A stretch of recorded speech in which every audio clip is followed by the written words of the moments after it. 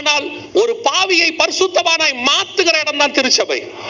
துக்கத்தோடு வருகிறவனை சந்தோஷமாய் மாத்துகிற இடம் திருச்சபை. விழுந்து போனவனை தூக்கி நிறுத்துகிற இடம் திருச்சபை. இங்க நம்ம அலங்காரத்துக்கு இடமே இல்ல. விசுவாசிகளுக்கு சொல்றேன், உங்களுக்கு ஏத்த மாதிரி சர்ச் மாறவே மாறாது. சபைக்கு நீங்க ஏன் வந்தீங்க தெரியுமா? ஆண்டவர் சொன்னபடி உங்களை மாத்துறதுக்கு தான் நீங்க சபைக்குள்ள வந்திருக்கிறீங்க. உங்களை நித்தியத்துக்கு நடத்த போகிற இடத்துக்கு நீங்கள் வந்திருக்கிறீர்கள்.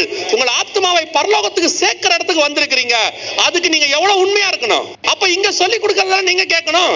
இங்க மட்டும் பாஸ்டர் ஏன் இப்படி எல்லாம் பேசுறாரு, எதுக்கு சர்ச்சில் இந்த மாதிரி எல்லாம் சொல்றாங்க? நீங்க இஷ்டப்படி ட்ரெஸ் பண்ணிட்டு வருவீங்க, இஷ்டப்படி ஆடுவீங்க, சினிமாக்காரனை விட சினிமாக்காரியை விட மோசமா நடந்துப்பீங்க, அரசியல்வாதியை விட மோசமான அரசியல் உள்ள பண்ணுவீங்க. ஆனா உங்களை எதுவுமே கேட்க கூடாது, ஒண்ணுமே செய்யக்கூடாது. அதனால நஷ்டம் யாருக்கு தெரியுமா? எங்களுக்கு இல்ல. நாங்கள் உங்கள் ரத்த பழிக்கு நீங்களா இருக்கிறோம். சொல்ல வேண்டியதை சொல்லிட்டோம். ஆனால் பாதிப்பு உங்களுக்கு தான்.